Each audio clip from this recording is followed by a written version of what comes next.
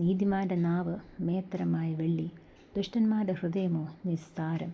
നീതിമാൻ്റെ അധരങ്ങൾ പലരെയും പോഷിപ്പിക്കും, ഭോഷന്മാരോ ബുദ്ധിഹീനതയാൽ മരിക്കുന്നു. യഹോവയുടെ അനുഗ്രഹത്താൽ സമ്പത്തുണ്ടാകുന്നു, അധ്വാനത്താൽ അതിനോടൊന്നും കൂടുന്നില്ല.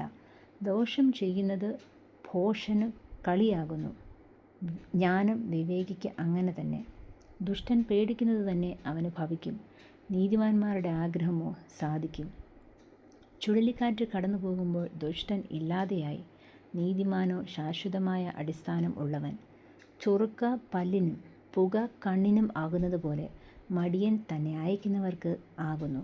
യഹോവ ഭക്തി ആയുസ്സിനെ ദീർഘമാക്കുന്നു, ദുഷ്ടന്മാരുടെ സംവത്സരങ്ങളോ കുറഞ്ഞു പോകും.